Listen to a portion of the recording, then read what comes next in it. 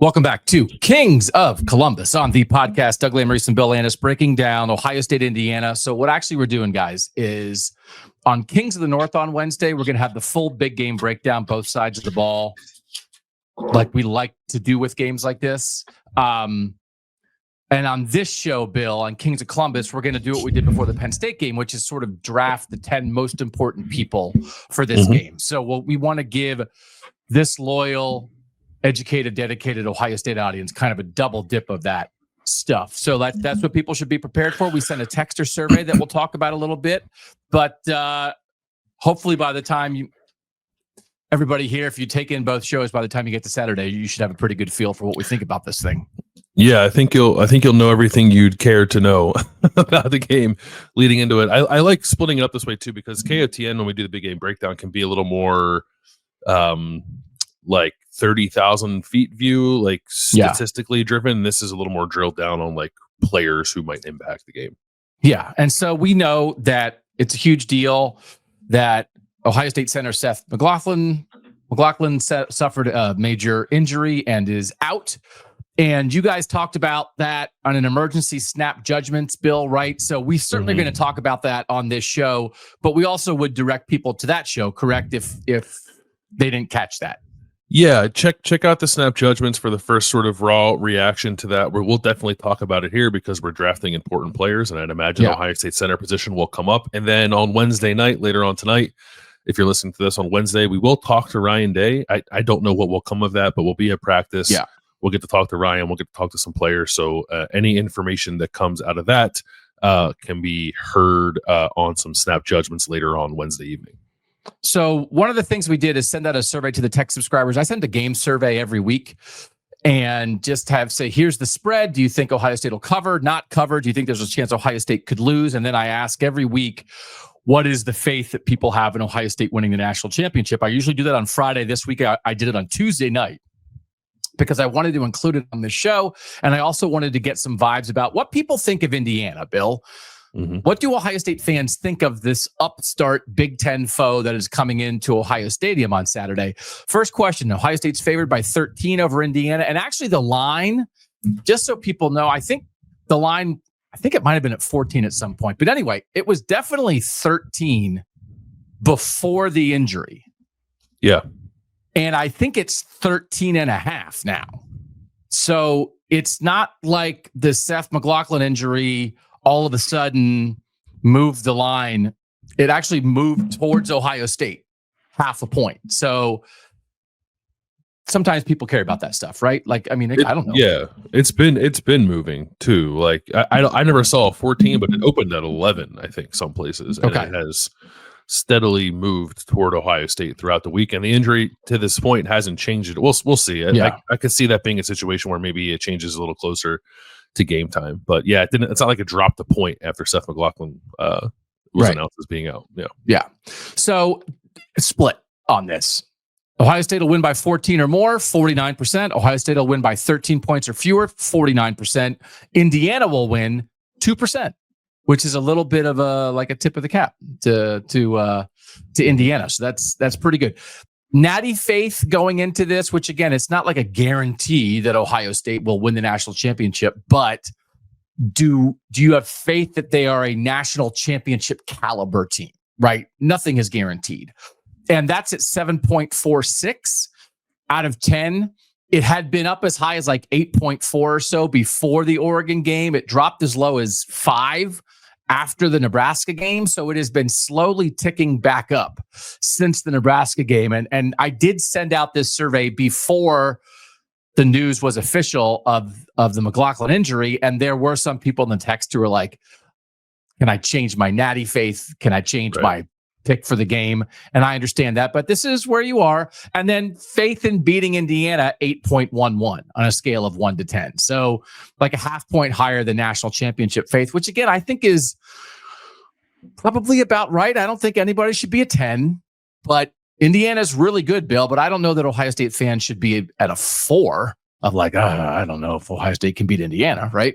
Yeah, I mean, even with the Seth McLaughlin injury, I don't think I'd be that low. If you wanted to lower it from an 8 or wherever you were, if you were 8 or a 9, you want to go down to like a 6 or a 7 because of this injury, I think that would be reasonable.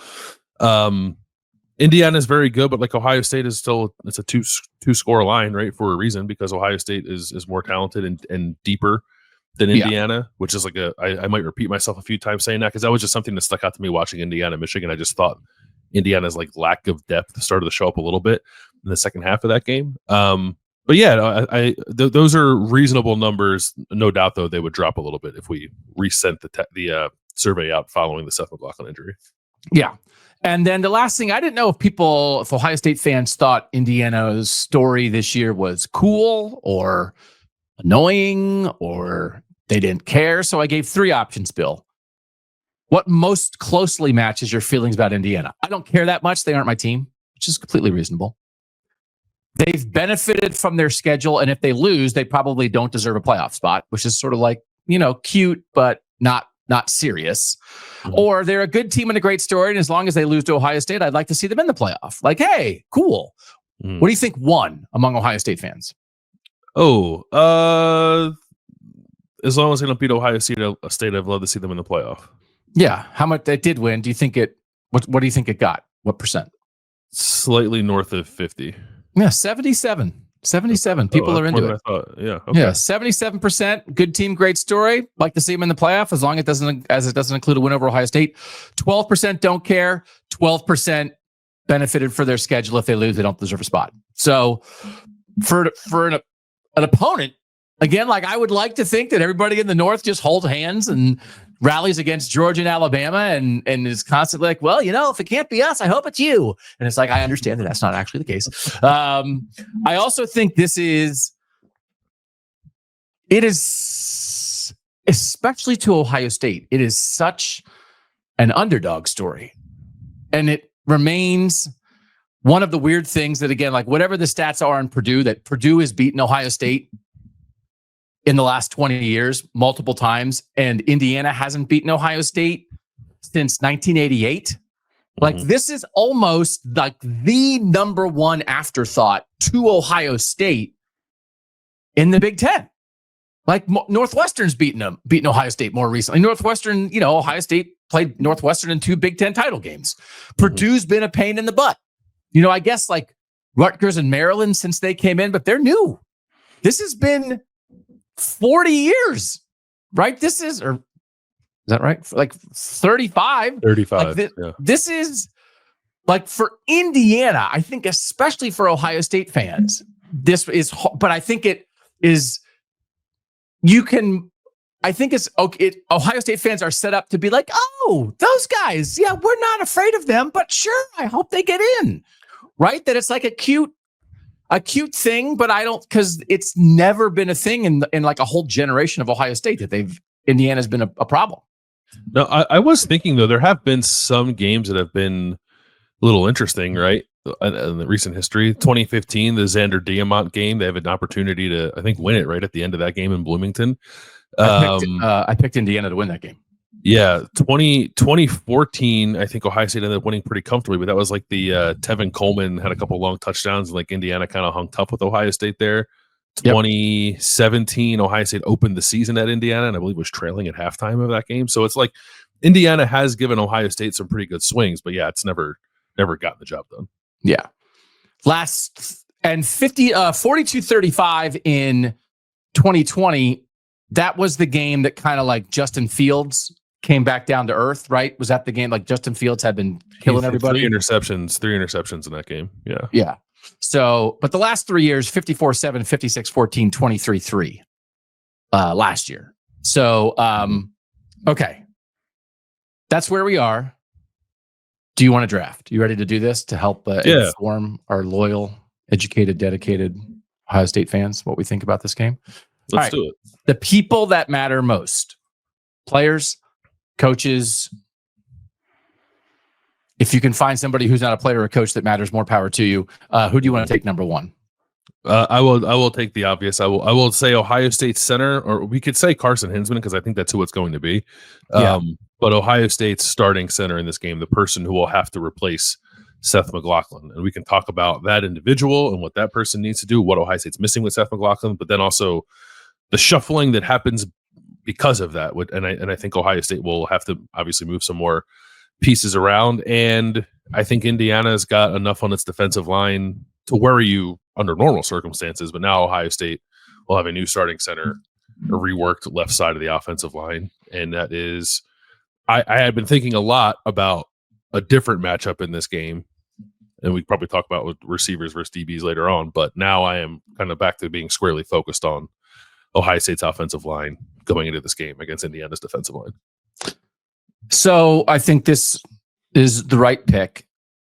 If it's not Hinzman at center and Austin Sarabeld at left guard, we'll be shocked. Like, who else could it be? The only other option I think Ohio State would entertain, and I don't believe they are. We'll get more info on that hopefully. Would be to keep the left side as is, to keep Carson Hinzman at left guard, keep Donovan Jackson at left tackle, and play Josh Padilla at center. But Josh Padilla is a redshirt freshman who has played 29 career snaps. He did not play at all last year. He's played some as a backup this year. I think the most he's played was 14 snaps against Purdue. He played 3 last week against Northwestern. For all the good things that Ohio State thinks about Josh Padilla, and they do think he's a player who will start here someday, I can't imagine they would throw him out there in this situation when the reason that Carson Hinzman is playing left guard right now is because of his experience. And you have a guy who has started 12 games at center. So I would be shocked if it is not Carson Hinzman at center. And I would say Hinzman at center and Sarabald at left guard for sure. But I suppose there's a world where Ohio State might look at Luke Montgomery there. It just seems so obvious. Like, you have a guy, Austin Sarabeld started 2 games at left guard. Yep. Put him at left guard. Carson Hinzman started 12 games at center. Put him at center. I think it's as simple as that. I don't want to overthink it, but so I would be surprised if it wasn't that. So I think like this is the twist on the twist in season 2 of Buckeye Tales, right? That Carson Hinzman, the season he had last year when he was thrown into it, has the stuff that probably gets him in the doghouse a little bit with the podcast interview at the end of the year. Mm-hmm. Comes back, is not a starter this year after he was a starter last year. Is forced in after an injury, but he's not even the first choice to get forced in. And then he comes in and he plays really well. And I think he should be playing with a lot of confidence right now. And I think he is, right? I mean, you guys talking like I think he is. And now this, and now another injury is going to send him back to his original spot.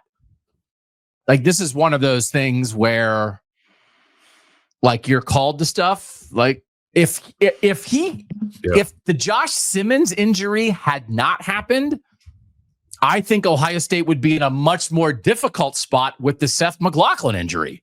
Now it's practically like having to put Carson Hinzman in the starting lineup because of such an unfortunate thing for Josh Simmons. For this is a plus. So I now think it's very reasonable for Ohio State fans in this Ohio State program and Carson Hinzman himself to believe he's ready for this. Mm-hmm. Where if he had just been sitting on the bench all year, I don't know that anybody would have thought he was ready for this. And Austin Sarabeld, Donovan Jackson didn't play the first 2 games. Austin Sarabeld started at left guard, and then they were playing him some still at right guard and keeping him in the mix. Now, the last couple of weeks, he hasn't played as much, and we had talked about that right guard spot between Chabola and Sarabeld was probably actually the weakest spot on the line, but he's played, and it's like, hey, why you kind of still playing Tegra and Austin? You know, why you kind of wrote because of this to keep him ready for this? So we got a lot of, understandably, on the text. What is happening?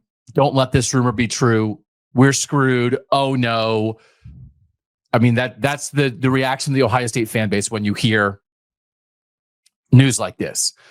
And could you argue that Seth McLaughlin's the MVP of the offense this year? I think you could. Yeah. Yeah.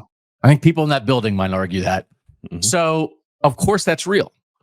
But I don't think this is a Ohio State is screwed situation because of these other factors that have helped create some depth.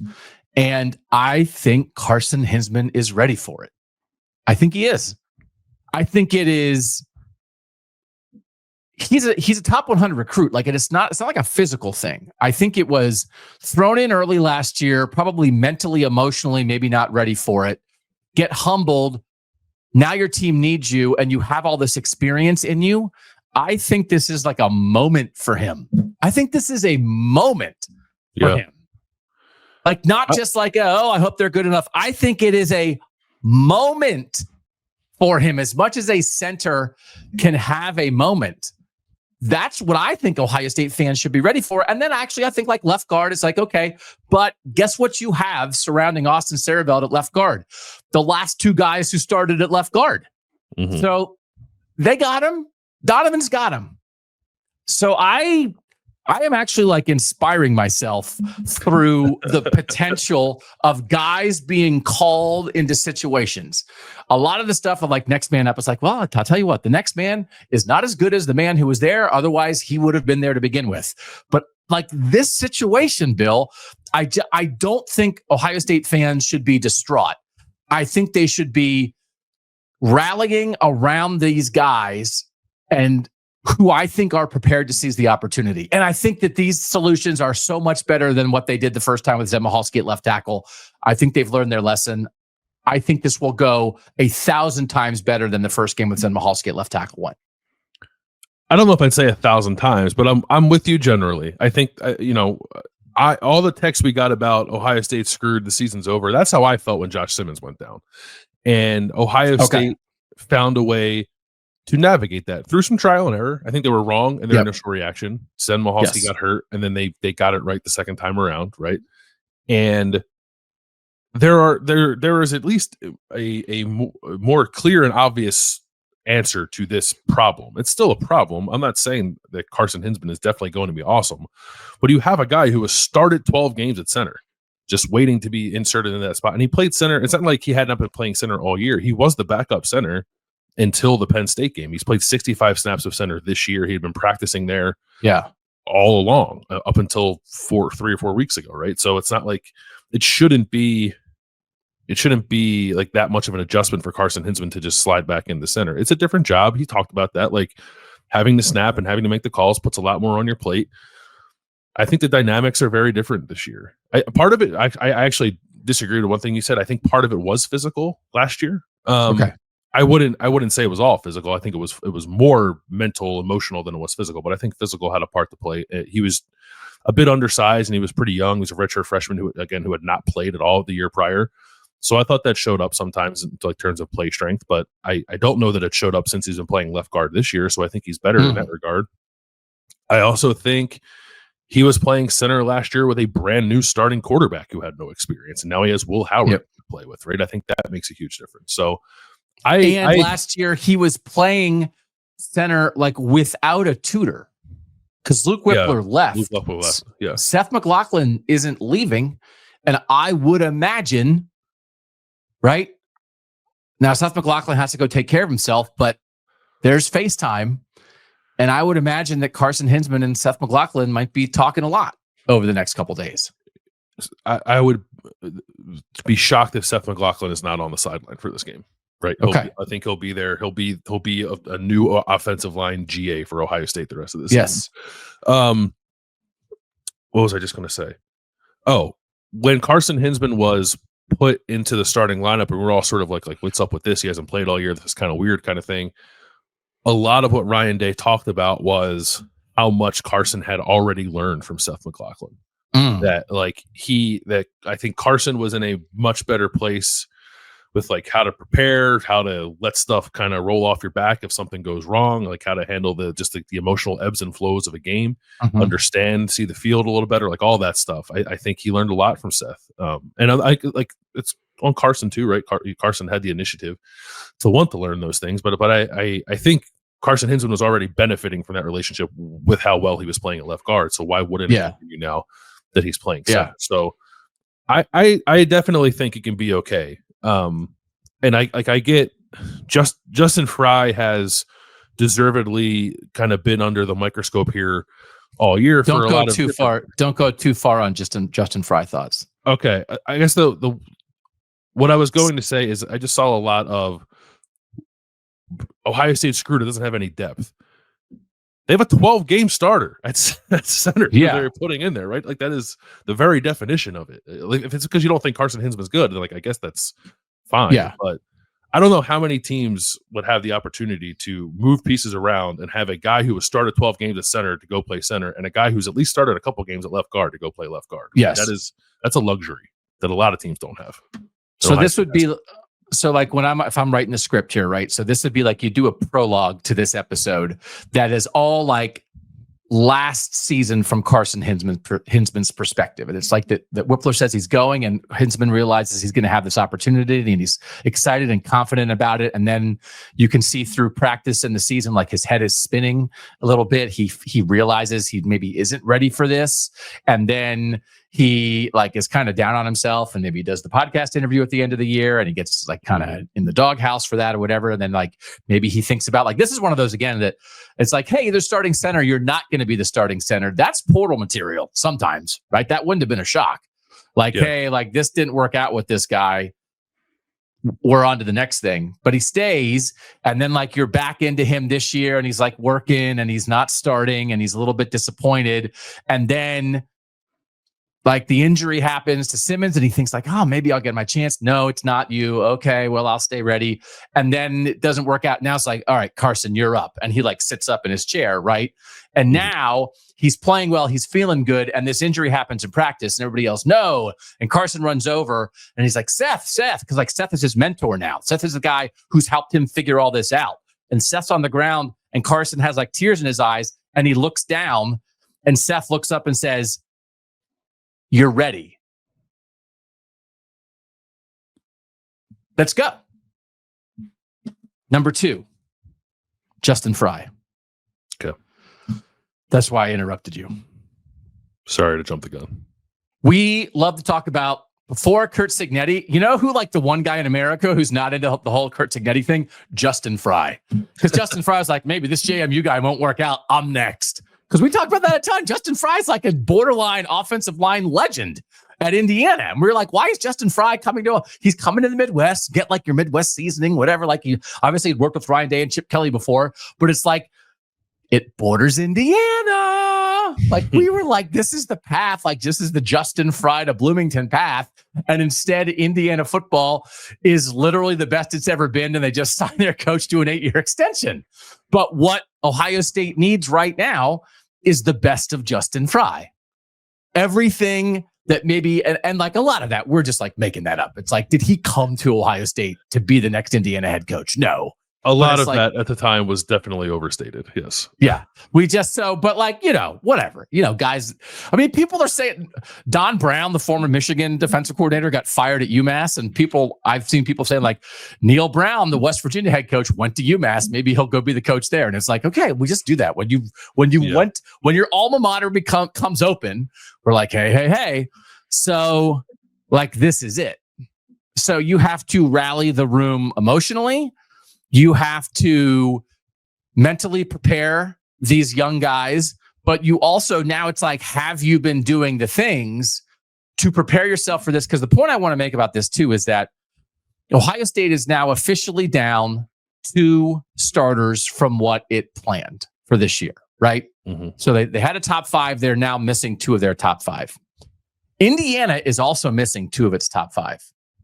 Because there's a guy named, I think, Nick Kidwell, who was projected to be the starting right guard, who got hurt in the preseason, but he was going to be their guy, and he's done.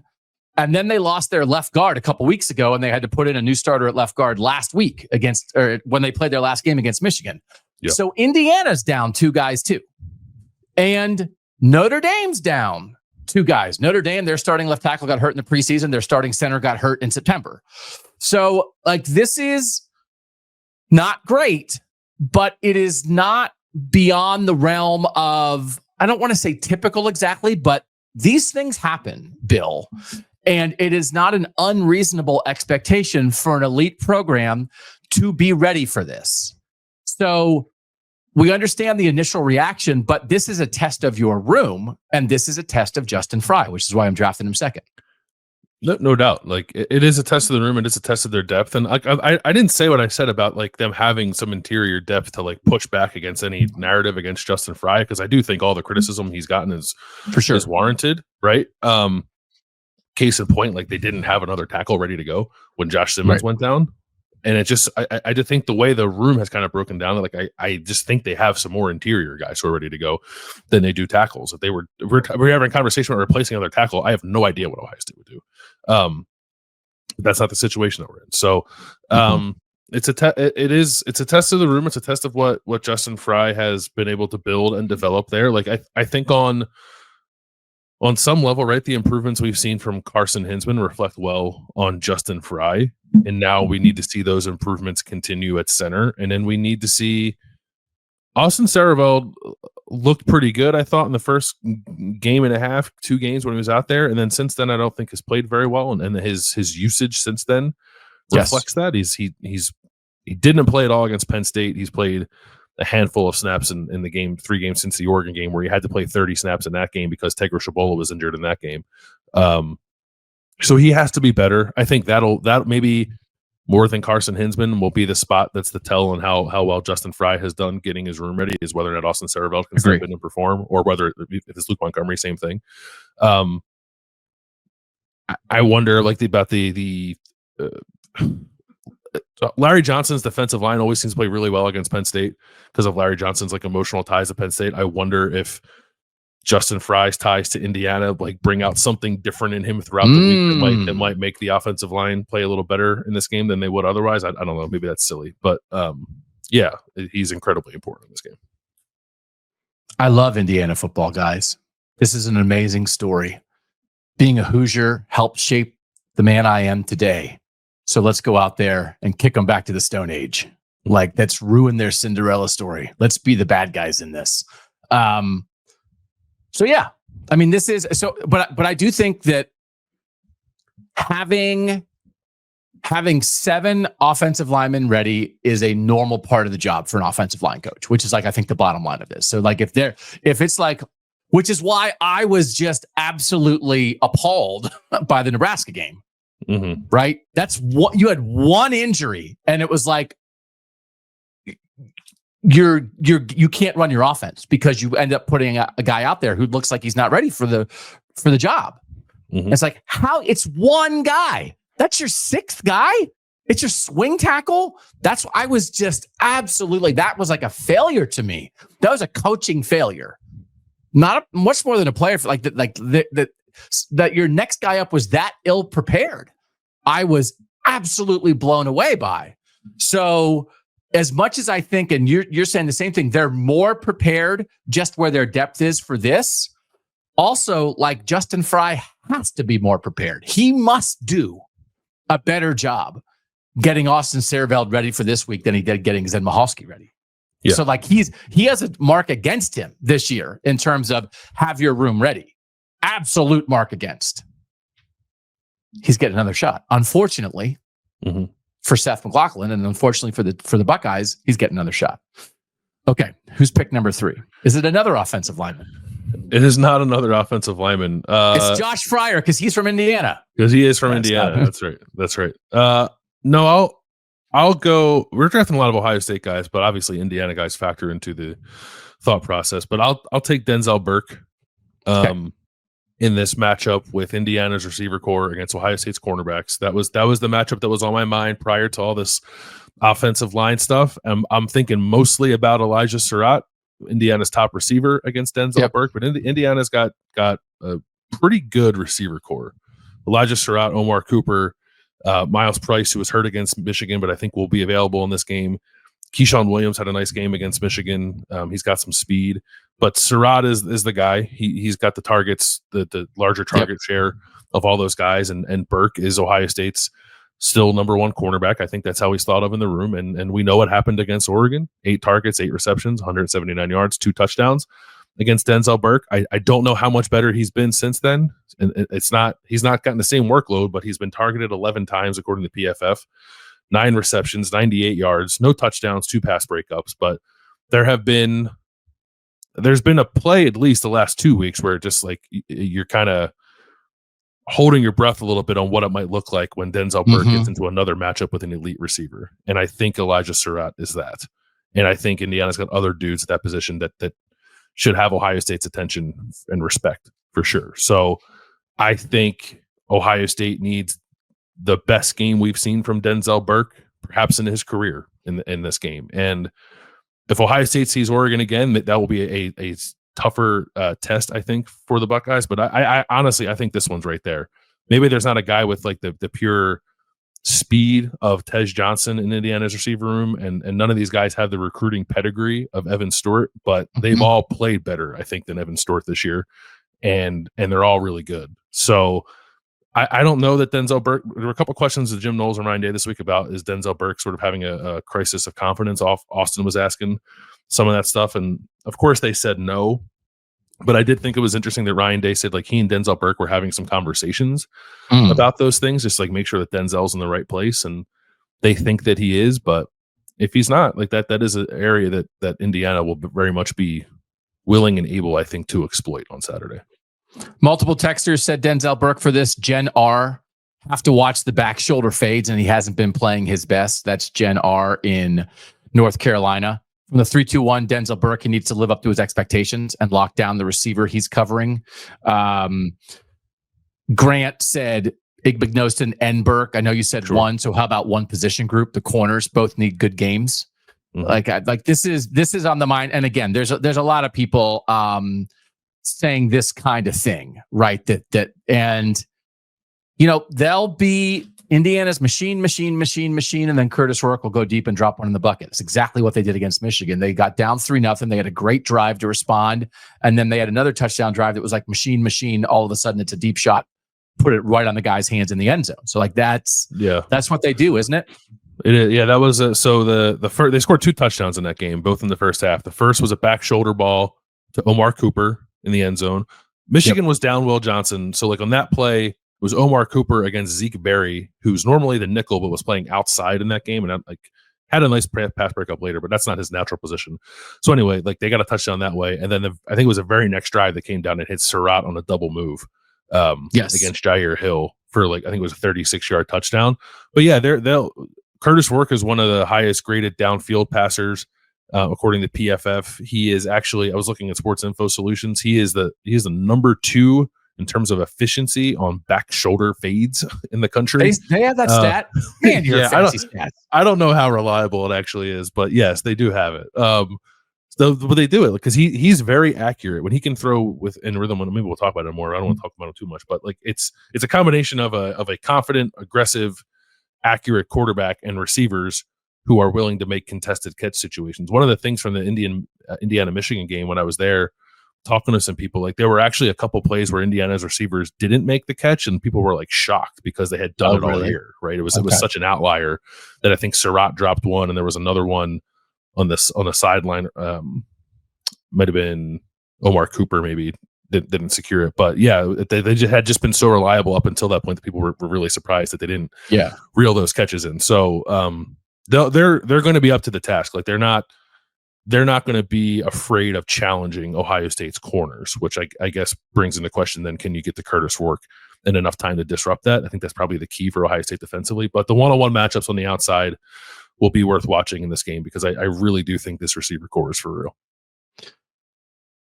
The overall thing to this, to me, is that these are the 2 most efficient offenses in the Power 4. So when we're drafting something like this, are you drafting people who are keeping keeping the gears turning, or are you drafting people who can put a stick in the gears and grind them to a stop? Because what both these teams are going to want to do, and these teams like don't give up big plays, and like Ohio State is awesome in the red zone on both sides of the ball. Like Ohio State scores in the red zone, number 1. They don't give up touchdowns in the red zone, but like I think both these offenses are gonna march down the field, which comes down to one of those things where if you can get a sack, if you can get a pressure and get people behind the sticks, right, that's going to be really important to all of a sudden you force to punt, because these teams stay on schedule as well as anybody. So the guy that I'm going to draft next is a guy that I think is the number 1 guy for throwing a wrench into the efficiency of these offenses, and that's Mikhail Kamara on the defensive line for Indiana. Derek Harmon, I'm wrong about a lot of things. I felt like I talked a ton about Derek Harmon going into the Ohio State-Oregon game, and I thought Derek Harmon arguably was the best player in that game. But he's a defensive tackle for Oregon. Mikhail Kamara is on the edge, but he leads the Power 4 in pressures. He is as consistently disruptive as anybody in the country.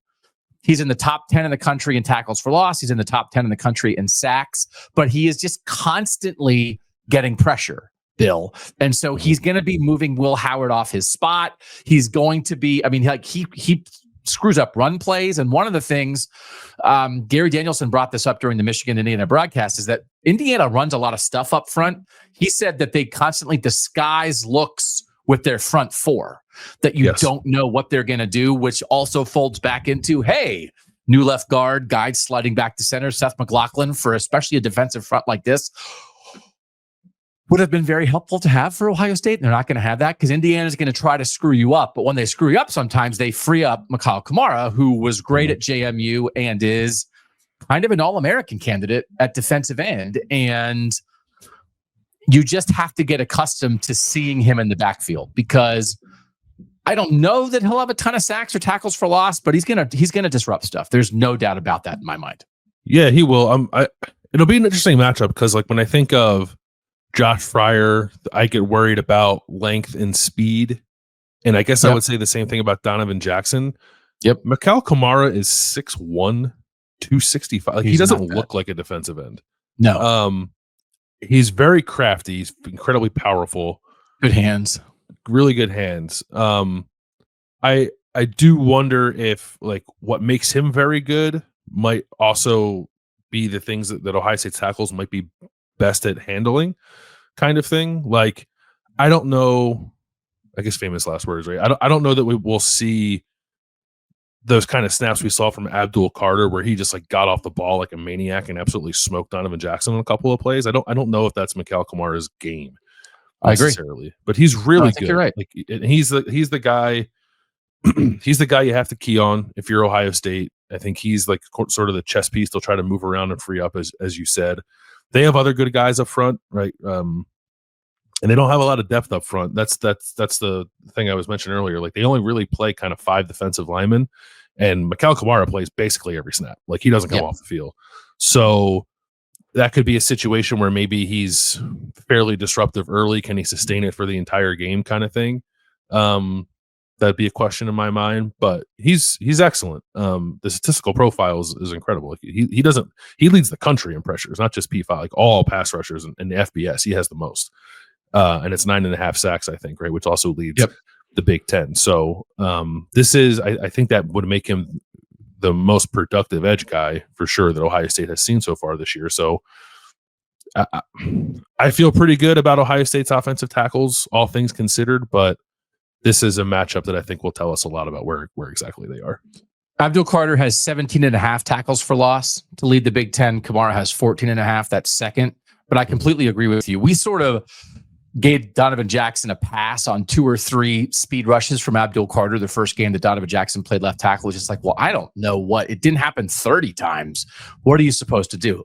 Your point is very well taken. That's not Kamara, but he's super productive. He is actually more like Sawyer and JT Tuimoloau. That, like, he's productive, he's disruptive, he's not a sack monster. Even though he has a lot of sacks, he's not a sack monster in the way you think of a bend the edge, super athletic guy. Yeah. He's more of a grinder. Yeah. He's got a great motor, though. Like, he doesn't stop. He actually reminds me a little bit of Caden Curry. Like, he just doesn't, he does not stop coming after you.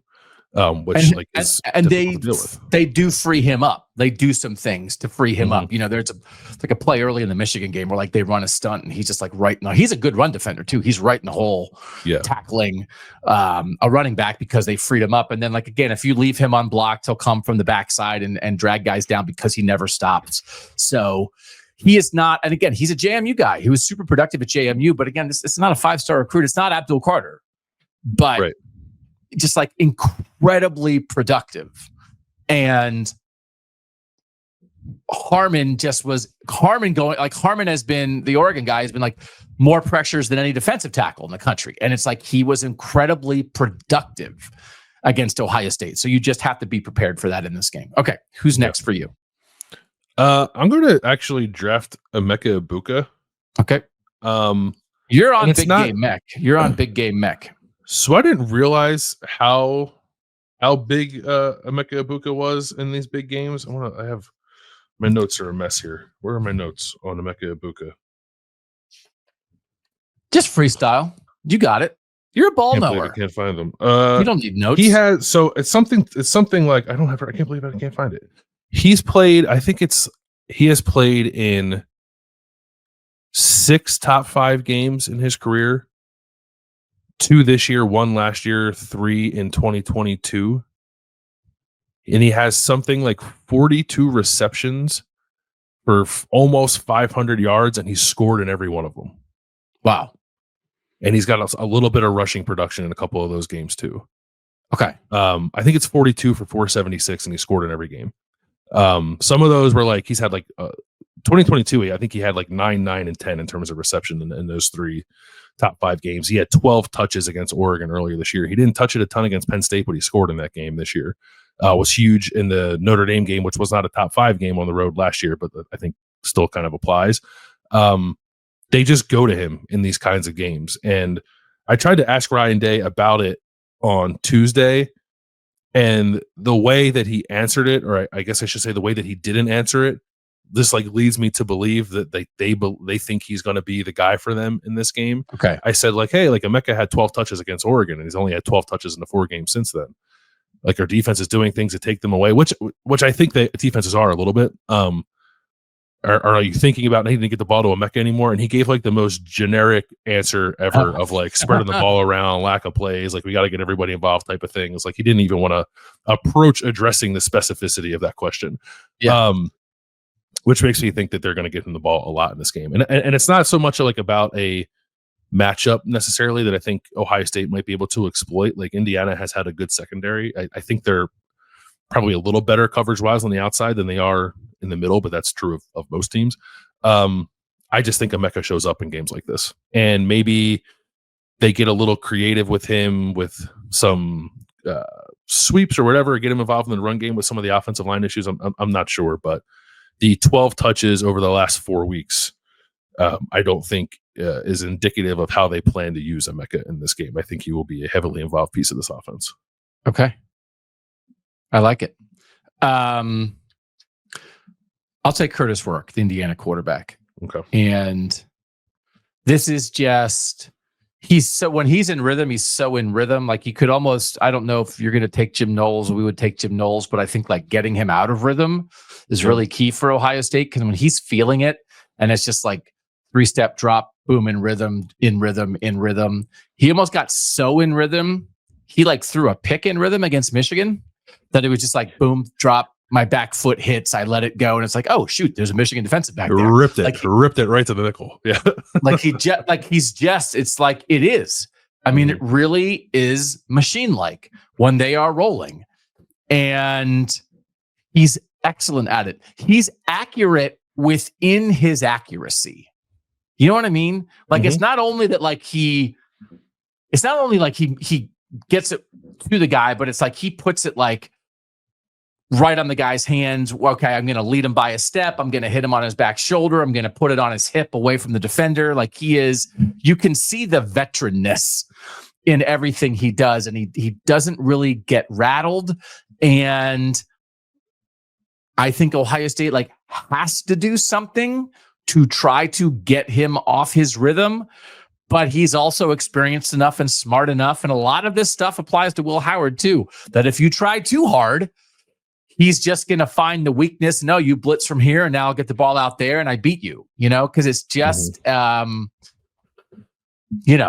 can scoot a little bit. Like but he's almost like, like the Oregon stuff that is just like bing, bang, boom. There's a lot of bing, bang, boom to this team. So I just, he does what he does. And if he's able to continue to do that, then Indiana, I think, is going to be in this game. So Rourke is what? Rourke is number 1 in EPA per dropback. Howard's number 2. And Rourke is number 2 in efficiency, and Howard's number 3, I think, this year. Okay. And I mean, and offensively there, it's in everything offensively, the top teams are Ohio State, Indiana, and Army in efficiency per play and efficiency per drive and everything like that. Right. And Rourke and Howard are both also they're in the top 5 on like passer rating on RPOs. They both operate those systems very efficiently, to your point. Like, and you see it for sure with Curtis Rourke, and rhythm is a problem. It's like if you can get him out of rhythm, then you got a chance. If you can hit him, you got a chance. you have more than a chance. But yeah, if he sees it right away and he's not bothered, honestly, even if he's bothered, the touchdown pass that he threw to Elijah Surratt against Michigan, he got hit on that play. He just like kind of hung in there because Surratt was open and he knew it was going to be open, so he took the hit and delivered a really accurate pass down the field. So like I think he and Will Howard are incredibly similar. Rourke is probably more accurate down the field than Howard is, but in terms of just like demeanor and the way, and Howard's a little better runner, right? Howard's a better runner. Howard's a better runner. He's bigger, which I think matters. But just it's more about like the just the way that they run the show kind of thing. Like I find them both to be very similar players. Rourke has run in the past too. Like he ran at a decent amount when he was at Ohio. He just hasn't run this year. I don't even know honestly how much he's able to. He had a pretty devastating knee injury at Ohio 2 years ago. So I don't know how that's impacted his mobility. There were some questions to Jim Knowles this week about like, hey, this guy used to run. He hasn't run a ton yet. Do you think he might run in this game? And Jim Knowles said, like, you have to be ready for it. So I think they're a little bit on alert for that. Ohio State has not really been burned by designed quarterback runs. They've been burned more by scrambles and QB draws. So if Rourke does stuff with his legs, I guess that's what it would look like. But that is an element, I guess, of this Indiana offense that we've not seen a ton of yet that might still be there and might come out in this game. Yeah.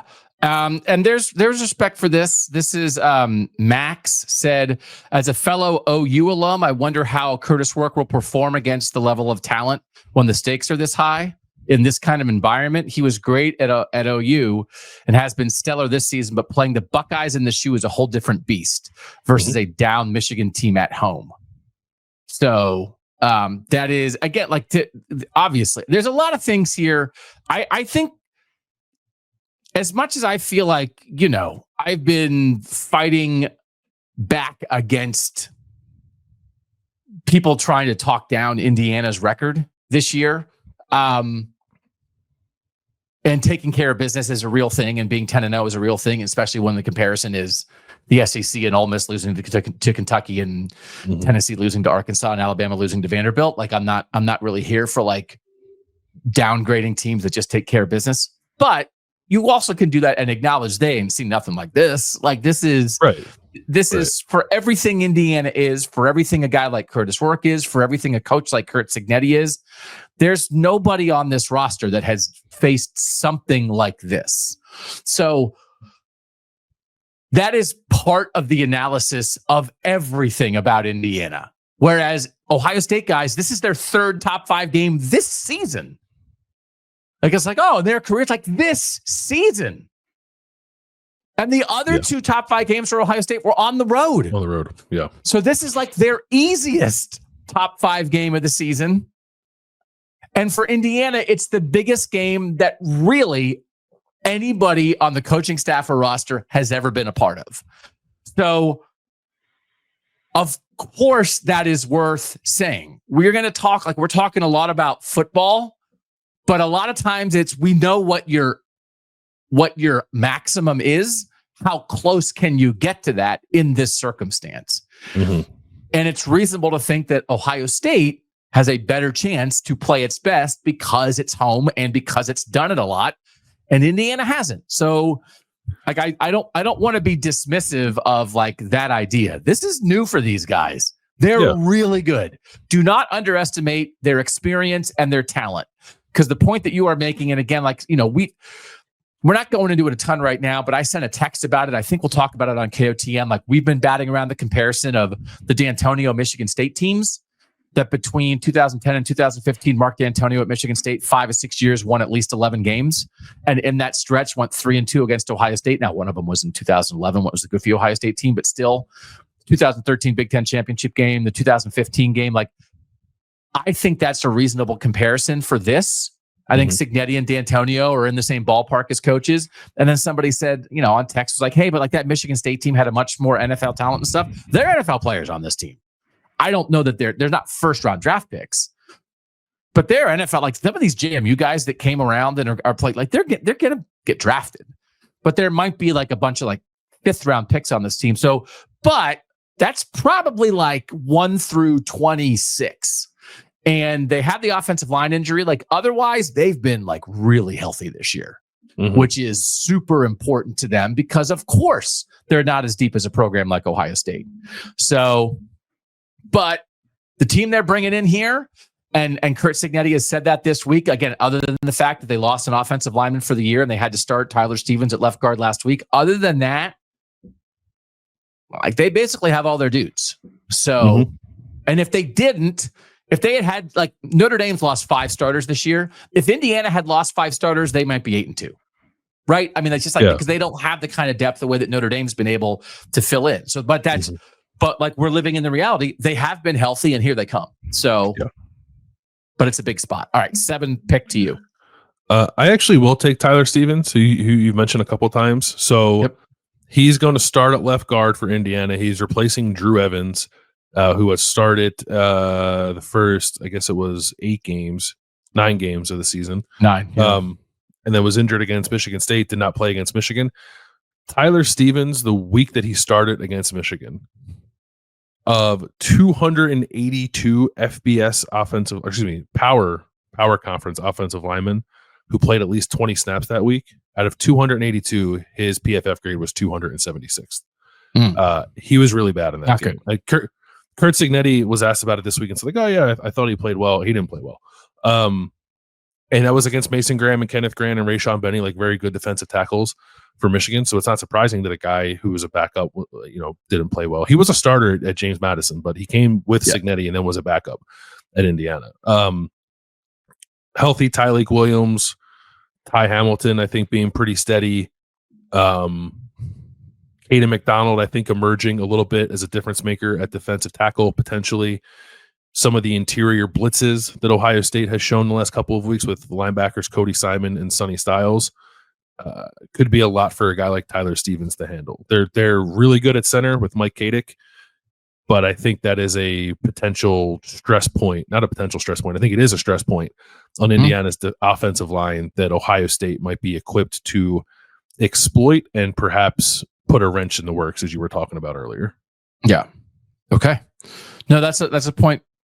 Well said. And again, like the difference, the guy was a starter, but he was a starter at a G5 program. So it's not, I didn't put in a guy who's never played before. It's certainly possible that he was a little rusty. It was a step up in talent, and he'll now and again, everyone knows Indiana's coming off a bye.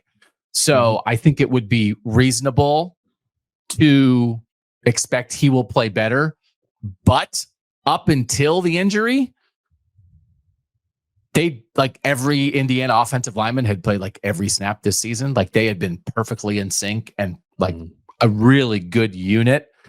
And this was the first dent, and they survived it, but like they probably have to survive it better this time around. So like it's absolutely worth watching at that left guard spot. Can I take Curt Cignetti? Sure. I think I'll take Curt Cignetti. Gary said we'll find out if he's legit or just talk. Probably even more so next year after everyone leaves. So this is one of those, and we've talked about it on King to the North. I think people know this. He got a gigantic contract extension, 8 years, $9 million a year. It's very similar to 2021 when Michigan State started 8-0 in year 2 of Mel Tucker. Gave Mel Tucker a gigantic extension, 10 years, $9.5 million a year. They were working on it going into the Ohio State game. They didn't officially announce it until after the Ohio State game, but I think they had it agreed to before the Ohio State game, and then Ohio State scored 6 touchdowns in the first half. In 2021, it was like, okay.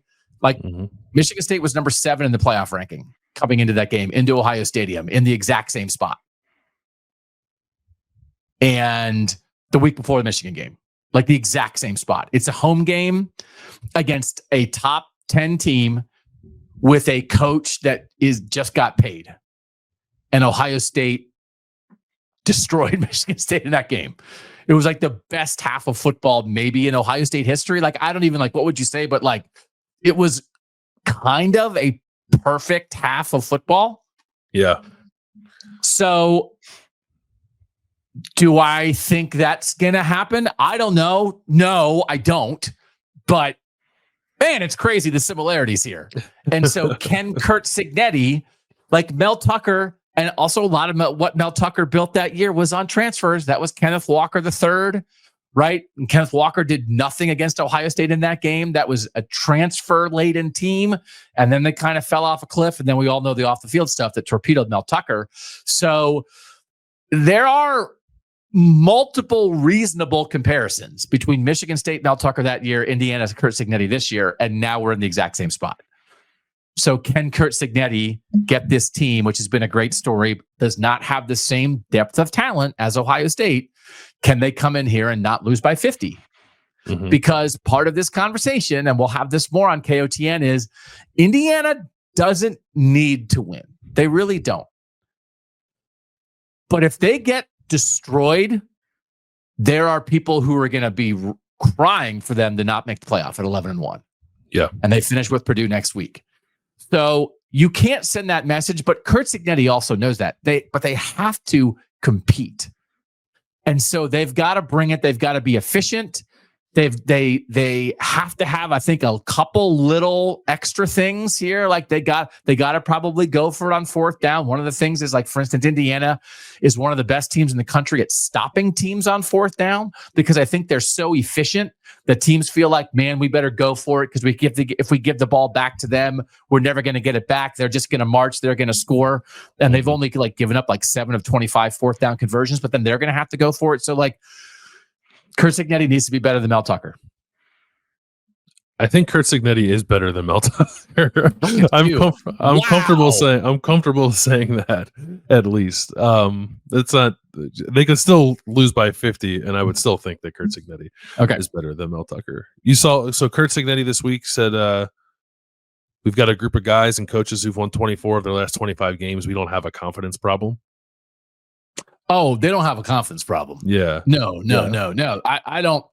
This is, there are times, again, we've been around this enough. You see teams come into Ohio Stadium and they've lost before the kickoff. 100%. They're not prepared to play their best. And nothing aggravates me more than a team with an opportunity in Ohio Stadium that comes out and is like, what are you doing? Because Ohio State does a lot of things to you. They do a million things to you. But when you come into Ohio Stadium and start doing stuff to yourself and you're helping Ohio State, it's like, why did you even show up? Mm-hmm. If you're not going to bring your best to Ohio Stadium, don't come. Because if you don't bring your best, Ohio State will undress you. And they might undress you if you do bring your best. So they can't, Indiana cannot come in here and start chucking the ball around and dropping handoffs and busting coverages. I will be surprised if they do that. But it's part of it is but to your point, he says they don't have a confidence problem. They have to come in and play with confidence, and they must compete. And if they do that, I think they'll get where they want to go this year. I don't think I'm not going to predict they're going to win, but I think they'll get where they want to go this season. I think that's right. I didn't know this, that Curt Cignetti was on that NC State staff when NC State came to the shoe in the Phillip Rivers game. Look at you. He was a quarterback's coach. He brought it up this week. I think as a point of saying he's not going to be in awe of playing in the shoe because he's been there before and was on a staff that gave Ohio State a real game that I think Ohio State won in overtime, right? That game. Yeah.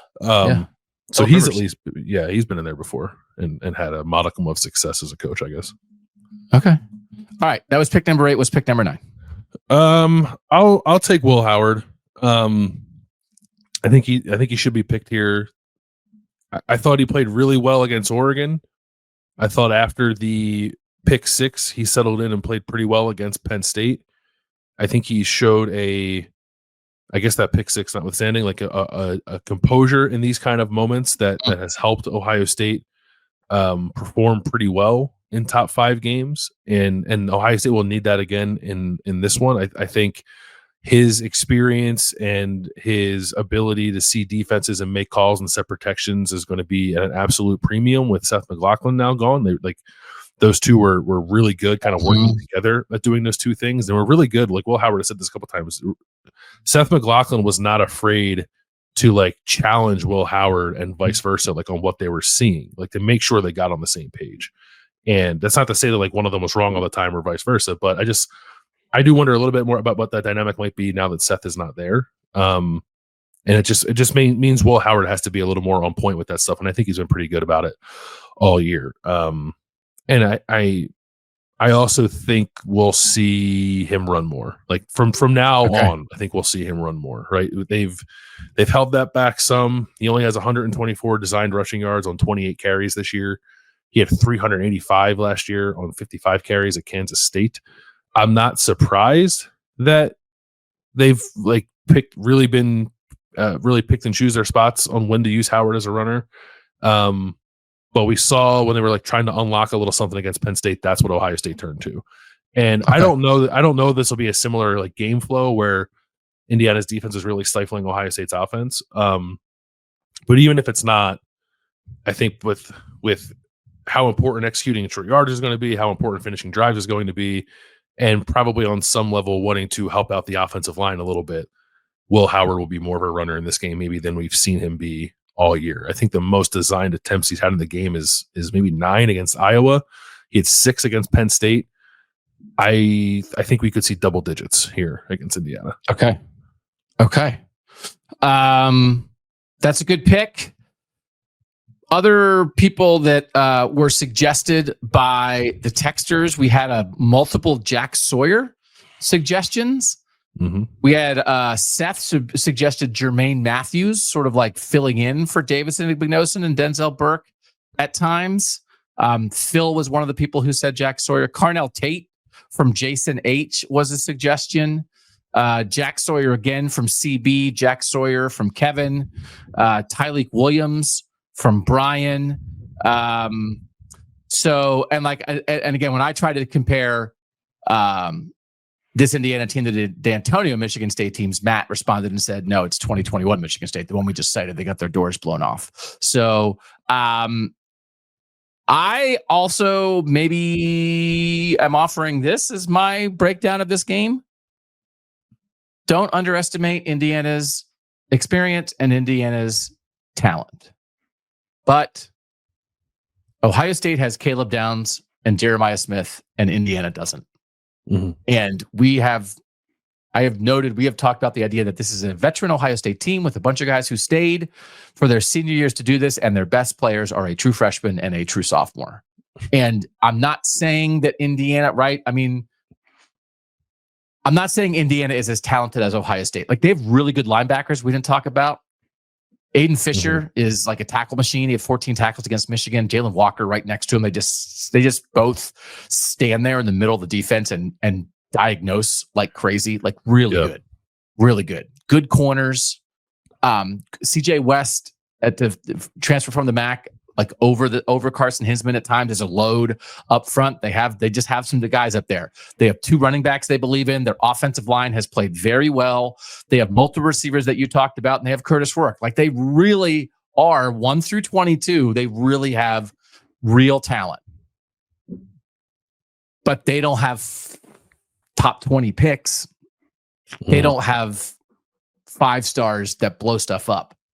So Indiana has not given up big plays, and they have faced some decent receivers, and they have given up a little bit. They did okay against Ty Felton for Maryland. They held him to 2 catches for 7 yards in the first half. Then he got hurt on the first drive of the third quarter when Maryland played Indiana. Bryce Kurtz from Northwestern had a pretty good game. I think 10 catches on 14 targets against Indiana. They did a pretty good job with Colston Loveland against Michigan. But they did a good job against Denzel Boston. Boston limited him. I think only 4 catches in that game. Limited him. Jeremiah Hunter was the leading receiver for Washington in that game. But Jeremiah Smith's a different dude. Is there anything? Obviously, we all saw the foot twist on Jeremiah Smith last week. Is there any reason to believe that Jeremiah Smith, in your mind, will be compromised this week?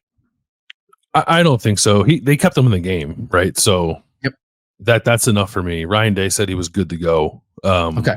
So I think he'll be fine.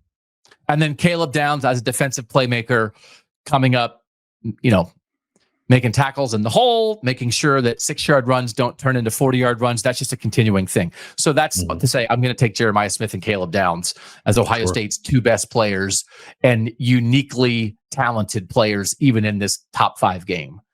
They are the 2 most naturally gifted players in this game, and they both play for Ohio State, one on each side of the ball. So that's my brilliant football breakdown. Good players matter. No, it's for all the conversation we have about Indiana and how good we think they are. It's a point. worth remembering that Ohio State has two absolute freaks on both sides of the ball here. Caleb Downs has been excellent, I think, for like the last month and a half, and Indiana is pretty good at like yards after the catch. They're decent at yards after contact in the run game. Not the best Ohio State's seen, but like top half of the country at least. So that's where Caleb Downs comes into play for sure. And then I think I mentioned this on KOTN, not on Kings of Columbus, but Jeremiah Smith was high school teammates with Indiana's number one corner, D'Angelo Pons, to transfer from JMU, he competes his butt off. He's really good. He's also 5'9", and Jeremiah Smith is not. So in a matchup with another tall receiver, Denzel Boston of Washington, D'Angelo Pons was awesome. 2 picks in that game, right? 2 picks, and I think Boston did not have a catch against Pons in coverage. Okay. I think it was like 4 or 5 times, and Boston didn't have a catch. So Pons is up for it, even though he was at a physical disadvantage, and he'll be at one here, assuming he's lined up against Jeremiah Smith a lot. But yeah, I'll still take JJ in that matchup. Yeah. Would Jeremiah Smith too small, his high school teammate? He wouldn't do that to him if he made a catch. No, I don't think so. Yeah. That's not how JJ operates. Okay. Our picks in this draft, the most important people in the Ohio State-Indiana game on Saturday at noon in Ohio Stadium, another top 5 matchup. Number 1, Carson Hinzman, who we're assuming will be the Ohio State starting center. Number 2, Justin Fry, the Ohio State offensive line coach. Number 3, Ohio State corner Denzel Burke. Number 4, Indiana defensive end Mikhail Kamara. Number 5, Ohio State receiver Emeka Ibuka. Number 6, Indiana quarterback Curtis Rourke. Number 7, new Indiana left guard Tyler Stevens. Number 8, Indiana head coach Kurt Cignetti. Number 9, Ohio State quarterback Will Howard. And number 10, the 5 stars at Ohio State receiver Jeremiah Smith and safety Caleb Downs. So let's make picks. We again would direct you guys to Kings of the North, where we will do, as Bill said, kind of a little bit more of a statistical breakdown as we go both sides of the ball. We'll also have Zach Osterman, the Indiana writer for the Indianapolis Star, joining us on that show to talk a little bit more about Indiana in context. But we'll make our picks on that show. We're also making our picks on this show. Bill, what do you got? I'm picking Ohio State, and I'm going probably a little more lower scoring than I would have prior to the Seth McLaughlin injury, but I have Ohio State 28-17. So that's a cover for Indiana as things stand right now.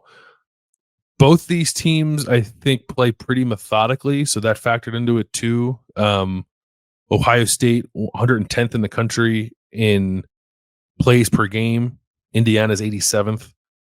So I don't know that it's a back and forth. Each team has 12 possessions kind of game. And I think probably there's, assuming that Ohio State can protect, and I think it will be able to do so enough to allow Ohio State's receivers to make plays against Indiana's defensive backs. So I'm curious what approach Ohio State might take with their reworked offensive line. Does it just try to run the ball and control things and not overexpose itself, or not overexpose Austin Servo, presumably, and Carson Hinzman and Donovan Jackson to the pressure that Indiana is able to generate in passing situations, and see if it can't just own the line of scrimmage from a physicality, run the ball kind of standpoint. And I think that's on the table for Ohio State, because Indiana's defensive line is actually kind of small. There's only one guy up there that's over 300 pounds, CJ West. So that could be the pathway to kind of not necessarily even like a grinded out win, just like a sort of slow build kind of double digit win for Ohio State. But I have them winning by multiple scores, but Indiana covering. I'm very much in the same place. I'm Ohio State 31-21. Again, that's Indiana covering. Punts in this game are going to be a huge deal. If a defense can force a punt, that is a borderline gigantic victory. Ohio State has punted 29 times this year. In number of punts in the country, that is tied for 122nd. Indiana has punted 23 times this year. That's 131st. The only teams that have punted fewer times than Indiana are Louisiana, Miami, and Army. So like these teams don't punt because they are the 2 most efficient offenses in the Power 4, and they're not afraid to go for it on 4th down. If you can force a punt, it's going to feel like a turnover in this game, I think. Yeah. And I do think these offenses are going to move the ball up and down the field. And as much as you said it's going to be, you thinking a little more of a low scoring game, we have to remind people Indiana is second in the nation at 43.9 points per game. They score like crazy. Ohio State's 12th at 37.8. So they're not run and shoot, but they are so incredibly efficient. These are the best do your job offenses in the country, along with Army. So they're going to be out there doing their jobs. And again, like, it is one of those things where a single holding penalty is going to be gigantic, because all of a sudden, it's 2nd and 6, and you maybe hit like a nice little run. It's going to be 3rd and 2, but no, there's a hold. That's going to feel like a huge play in this game. I think that's the way this game's going to be, Bill, right? Like, do you think that I just want people to watch this game the right way, because I think you have to anticipate that both teams are going to move the ball, but understand how I think tiny mistakes are a huge deal. And again, we'll come back on Sunday for the Sunday sound off, and it's 56-7. Be like, okay, it was 56-7. Indiana couldn't hang. But if you think they can hang, I think that's how the game's going to play out. I'm mostly with you. I guess the only thing I would say is a little bit of pushback is, like, yes, Indiana has been a bit of a machine offensively. It scored twice against Michigan. It only scored 2 touchdowns against Michigan, and only got into the red zone twice. It wasn't like that was a game where Indiana routinely moved the ball up and down the field and didn't finish drives. Yeah. And that was by far the best defense that Indiana has seen this year. It was weird because those 2 drives, they got down 3-0 and then had 2 touchdown drives. And it was like, wow, what a response. Here they go. And then that kind of didn't happen the rest of the game. And then nothing the rest of the game, because I think Michigan's defensive line took over the game and the coverage got a little stickier. And there were, as I mentioned, there were a couple plays where receivers maybe drop passes they don't normally drop. But it was like 2 drives and then practically nothing the rest of the game for Indiana's offense. And even they kicked a field goal late in a really important spot because Michigan had scored down 8. Michigan had scored and then gone for 2 and then to try to tie it and didn't get it. So Michigan was down 2 and had multiple opportunities to drive for a field goal. And then Indiana did drive for a field goal. So at least then Michigan had to get a touchdown, but that was set up by a short punt and a nice return. It kind of wasn't the offense that did anything there. So that is a point well taken. And certainly the Michigan defense is the best comparison for this Ohio State defense. So did that make you rethink? How much did you rethink what you believed about the Indiana offense based on that game that you attended in person? I rethought it a little bit. It was mostly an offensive line thing. Because like I said, like, I think Curtis Work is really good, and I think the receivers are excellent. I don't know, like, how athletic that offensive line is. They're pretty stout. They're Joe Moore Award semifinalists, and I think they're deserving of that. But they got on the field with some plus athletes on Michigan's defensive line, and I thought it was obvious that Michigan had the edge. Okay. Michigan's defensive line, excuse me. Yeah, I thought it was. And you were saying that during the game. You really felt like the Michigan defensive line was taking over the game. Yeah. You thought Michigan was going to win. It felt like you thought Michigan was going to win at one point the way they were taking over. I did, yeah. And honestly, if Michigan had even like a average college quarterback, I think it would have won that game. Okay. Yeah, because there was even like a drive, like a really important drive for Michigan late where they had like a 3rd down throw and Davis Warren just missed over the middle of the field. So they Michigan drove it like inside the 5 on its opening drive, and on 3rd down, Davis Warren dropped back and then just dropped the ball. Yeah. And they had to kick a field goal. Yeah. So, but I also thought the Indiana defense then kind of stood, like, as much as like Michigan is a non-functional offense, the Indiana defense in a game where their offense wasn't doing anything in the second half did stand up.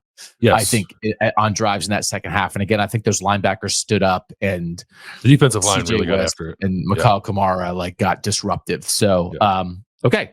So Bill is 28-17. I'm 31-21. We'll see you guys hopefully on Kings of the North. Well, we'll break down this game in a little bit of a different fashion. So, I mean, of course we're going to you have one set of thoughts, but it'll be a little more expansive statistically and get into some more specifics on both sides of the ball. And I think Zach will help us on that show. Talk about where Indiana is. So for now, thanks to our producer, Mike Yorstowski, for making us look good and sound good. We'll have a bunch more stuff on the podcast, obviously, during the rest of this week, including Snap Judgments Wednesday night after Ryan Day speaks, and we get reaction from the Ohio State team to this really unfortunate injury on the offensive line. Best wishes to Seth McLaughlin. And then we will be back Sunday with a Sunday sound off that certainly will relive everything that happened at Ohio State, Indiana, but we'll probably start leaking into Ohio State, Michigan a little bit. That's okay to do that the day after the Indiana game. So thanks as always to you guys for being part of it. We would be literally nothing if you guys weren't here. For Bill Landis, I'm Doug Lesmerises, and that was Kings of Columbus.